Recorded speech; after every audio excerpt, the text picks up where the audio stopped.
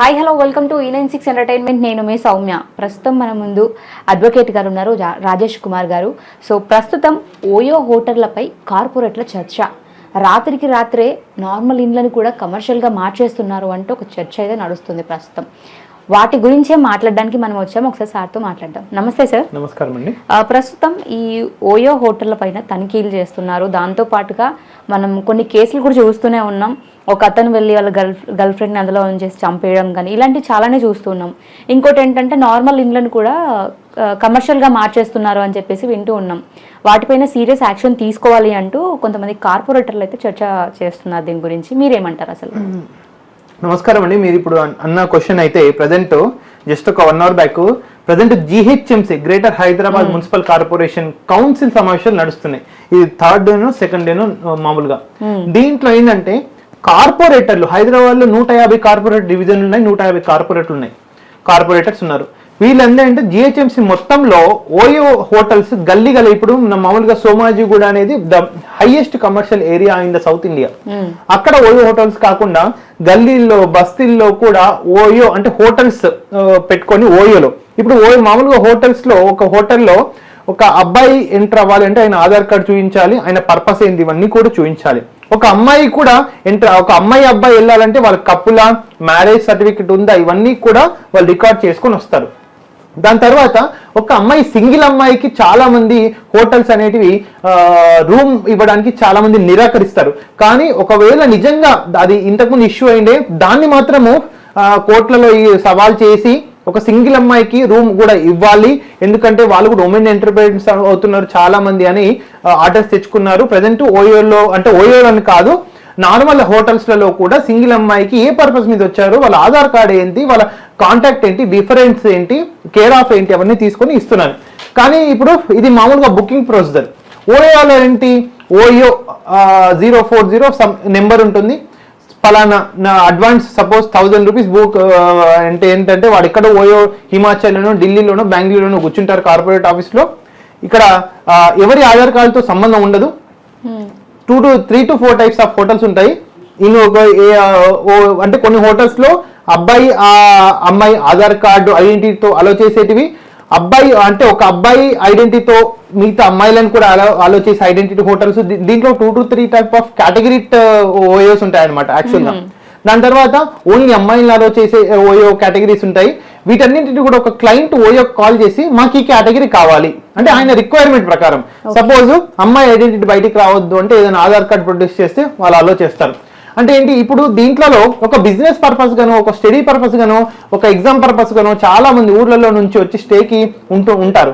కానీ దీన్నే కొన్ని అడ్వాంటేజ్ గా తీసుకొని కొందరు డబ్బుకు ఆశపడి కొందరు ఇంట్లను కూడా ఆ రూమ్స్లను కూడా కొన్ని హోటల్స్ కూడా ఓయో అని పెట్టేసి రెడ్ కలర్ లో పెట్టేసి వాళ్ళ బిజినెస్ కి ఆన్లైన్ బిజినెస్ అంటే సోషల్ మీడియా ఆన్లైన్ బిజినెస్ ఇప్పుడు చాలా ఎంటర్ప్రెన్యూర్స్ ఎక్కువ అవుతుంది. దీంట్లో అడ్వాంటేజ్ తీసుకొని ఒక ఆధార్ కార్డు మీద 2-3 వెళ్ళి వాళ్ళు దాంట్లో డిఫరెంట్ బిజినెసెస్ కానీ ఇల్లీగల్ బిజినెస్ కానీ జరిపించడం మనం చూస్తూనే ఉన్నాము. ఇప్పుడు ఏదైనా కోర్టులో చూసుకోండి ఒకసారి, మనకు ఎన్ని కోర్ట్స్లలో చాలా మంది కోర్టులలో రేప్ కేసులు కూడా మీరు చూస్తూనే ఉంటారు. 376 గోవాలో కానీ హైదరాబాద్, బెంగళూరు, చెన్నై, ఢిల్లీలో ఇవన్నీ కూడా. దీంట్లో మీ ప్రైమా ఫేసి కాజ్ ఎక్కడ చూస్తుందంటే ఓయోలోనే ఉంటుంది. చాలా మంది అంటే ఒక 100 కేసులు ఉంటే ఒక 100 రేప్ కేసుల్లో 60 to 70% ఓయోలోనే, అంటే ఆఫ్టర్ 2020-2021 తర్వాత.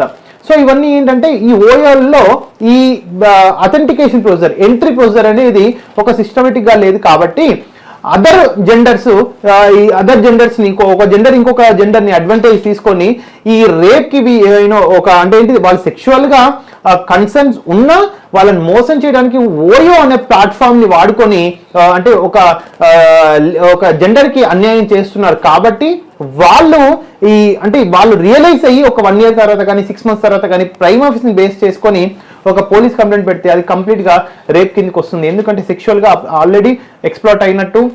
దాని తర్వాత టెస్టులు చేస్తే కూడా రేప్ జరిగిందని నిర్ధారణ కాలేదు అని రిపోర్ట్ రావడము.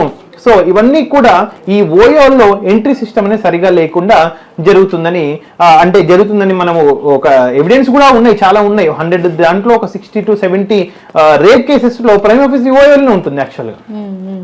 సో మనం వీటిని ఎలా గుర్తించవచ్చు అంటే సార్, ఇప్పుడు నార్మల్గా ఏవైతే ఇండ్లని ఇలా కమర్షియల్గా మార్చేసి ఇలా అక్రమంగా నడిపిస్తున్నారో వీటిని నిజంగా అండి, ఇప్పుడు ఈ కార్పొరేటర్లు 150 మంది కార్పొరేటర్లు జిహెచ్ఎంసీ కౌన్సిల్ సమావేశాల్లో లేవనెత్తిన విషయం అయితే వాస్తవమే. దీనికి కూడా ఇది ఓయో అనేది central government subject. Hotels, tourism industry అంతా కూడా సెంట్రల్ ఒక కాంకరెంట్ లిస్ట్ కిందికి వస్తుంది. ఎయిదర్ ఈ కాంకరెంట్ లిస్ట్ అంటే ఆస్ పర్ ఇండియన్ కాన్స్టిట్యూషన్ 7th షెడ్యూల్లో there is a state list, central list, concurrent list. ఈ టూరిజం డిపార్ట్మెంట్ బుకింగ్స్ ఇవన్నీ కూడా concurrent list and central government, state government concern authorities లో ఉంటాయి. కాబట్టి ఇక్కడ ఇది ఓన్లీ జిహెచ్ఎంసీ తీసుకునే నిర్ణయం కూడా కాదనుకుంటా. ఎందుకంటే వాళ్ళు కూడా స్టేట్ గవర్నమెంట్ తో ఇన్వాల్వ్మెంట్ అయ్యి ఉండి సెంట్రల్ గవర్నమెంట్ తో కూడా కోఆర్డినేట్ చేసి ఓయో అనేది ఒక ఇంటర్నేషనల్ ప్లాట్ఫామ్. సో దాన్ని ఇప్పుడు సపోజ్ ఇప్పుడు మీరు ఒక ఆర్జీవి గారు ఒక మూవీ సప్తగిరి థియేటర్ లో, ఆర్టీసీ క్రాస్ రోడ్ థియేటర్ లో బ్యాన్ చేస్తే ఓటీటీకి వెళ్తారు, వెబ్ సిరీస్ కి వెళ్తారు. సో ఓటీటీ వెబ్ సిరీస్ అనేది not control jurisdiction comes under state or central authority. It's an international platform. So దాంట్లో చర్చించాలండి. ఓఎన్ ఏంటంటే నాట్ ఓన్లీ అంటే ఓకే జిహెచ్ఎంసీ వాళ్ళు దీనికి ఈ ప్రాబ్లమ్ కి అగ్రి అయ్యి ఒక రెజల్యూషన్ పాస్ చేస్తే మళ్ళీ దాన్ని అసెంబ్లీలో తీర్మానించాలి. అసెంబ్లీకి తీర్మానానికి కూడా సెంట్రల్ గవర్నమెంట్ సపోర్ట్ ఉంటే తప్ప ఈ ఇష్యూ అనేది సాల్వ్ కాదు. ఓకే, ఇఫ్ ఇన్ కేస్ ఓయోలను మొత్తం వీళ్ళు తనిఖీలు చేసి తీసేయాలి అని చెప్పేసి మాట్లాడుతూ వస్తున్నారు. వీటి వల్ల యూజ్ ఉందంటారా లేకపోతే ఇప్పుడు any technology, OYO is a technology అండి. ఏ టెక్నాలజీ తీసుకోండి పాజిటివ్స్ అనేది నెగిటివ్స్ అనేవి ఉంటాయి. సో ఈ నెగిటివ్స్ దాని మీద చర్చ జరిపి దీన్ని ఎలా సమాజానికి అంటే రేపు పొద్దున భారతీయ సంస్కృతి కానీ ఏ విధంగా దెబ్బతుందనే సుదీర్ఘమైన చర్చ తర్వాత వీళ్ళు ఒక డిసిషన్ తీసుకుంటే చాలా బాగుంటుంది. ఏదైనా ఒక గ్రోత్ఫుల్ గా ఉండాలి. కానీ ఈ విక్టిమ్స్ అనేటి ఈ ఓయో నుంచి విక్టిమ్స్ వస్తున్నారు అనేటప్పుడు ఈ సొసైటీ కానీ గవర్నమెంట్ కానీ ఆలోచిస్తే మన అప్కమింగ్ జనరేషన్స్ కూడా చాలా మంచిగానే ఉంటుందని నా అభిప్రాయం. సో ప్రస్తుతం ఓయోలో మన ఐడెంటిటీ ఇచ్చిన తర్వాత మీరు అన్నట్టు వాటిని మళ్ళీ వేరే పర్పస్లోకి యూజ్ చేయడం కానీ, ఆ ఐడెంటిటీని బేస్ చేసుకుని వాళ్ళ ఐడెంటిటీని మళ్ళీ వేరే వాళ్ళకి చూపించడం కానీ ఇలాంటివి ఏమైనా చేసే ప్రయత్నాలు చేస్తారంటారా సార్? ఒకవేళ 100% చేస్తే అది క్రైమ్ వస్తుందండి. ఎందుకంటే ఆధార్ ఇస్ అ ప్రైవసీ. దాని document reveal even government authorities కూడా రివీల్ చేయొద్దని మనకు సుప్రీంకోర్టు ఆర్డర్స్ ఉన్నాయి. ఇలా ఐడెంటిటీ రివీల్ చేస్తే మాత్రం 100% పనిషబుల్ అఫెన్స్. ఓకే, సో ప్రస్తుతం మీరు అన్నట్టు ఓయోలో హోటల్స్ కానీ ఇలాంటివి ఉన్నప్పుడు లాంగ్ నుంచి కూడా కొంతమంది ట్రావెల్ చేయడానికి వస్తారు, వాళ్ళు కూడా ఉంటారు. సో మరి తీసేసినప్పుడు ఒకవేళ బ్యాన్ చేస్తే ఓయోలని వాళ్ళకి ప్రాబ్లం అవుతుంది కదా అలా స్టే చేయడానికి వచ్చిన. అదే ఇప్పుడు నేను ఏమంటున్నంటే తానొప్పించక ఇతరులను ఒప్పించక చేయవాడు ధన్యుడు సుమతి. ఇప్పుడు బిజినెస్ లాస్ కావద్దు, ఓకే, క్లయింట్స్ కు నష్టం జరగదు, క్లయింట్స్ పని అయిపోవాలి, బిజినెస్ రన్ అవ్వాలి. వీటన్నింటినీ చేసి ఒక పాలసీ తేవడమే బ్యూరోక్రసీ యొక్క ముఖ్య ఉద్దేశం, గవర్నమెంట్ యొక్క ముఖ్య ఉద్దేశం. ఇప్పుడు ఎవరైతే రిక్వైర్మెంట్ తో సిటీలకు వచ్చే వాళ్ళ రిక్వైర్మెంట్ సాటిస్ఫై అవ్వాలి, సిటీస్ లో బిజినెస్ రన్ అవ్వాలి. సో ఇల్లీగాలిటీ జరగకూడదు. ఇవన్నీ కోఆర్డినేషన్ చేసి ఒక పాలసీ తీసుకురావడమే కరెక్ట్ గవర్నమెంట్ యొక్క ముఖ్య లక్షణం. ఓకే, సో దాంతో పాటుగా పబ్బులపై కూడా కొన్ని చర్చలు జరపాలని చెప్పేసి, పబ్బులలో లైక్ డ్రగ్స్ అని కానీ ఇలాంటివి కూడా కొన్ని చూస్తూనే ఉన్నాం కదా సార్. 100% అండి. ఇప్పుడు ఇల్లీగల్ ఆల్కహాల్, గాంజా ఇవన్నీ కూడా మనకు రీసెంట్ గా చూసాం. హుక్కా అనేది తెలంగాణ గవర్నమెంట్ బ్యాన్ చేసింది. సో ఇంతకు ముందు ఉండే. సో వీటన్నింటి కూడా పబ్లిక్ హెల్త్, ఇదంతా పబ్లిక్ హెల్త్ డిపార్ట్మెంట్ కిందకి వస్తుంది. పబ్లిక్ హెల్త్ కి ఏదైతే నెగిటివ్ ఇంపార్టెంట్ ఉందో డెఫినెట్లీ గా government can take decision as per appropriate law, as per the situation and circumstances, based on the circumstances they can take the decision. Okay sir, thank you sir, thank you so much.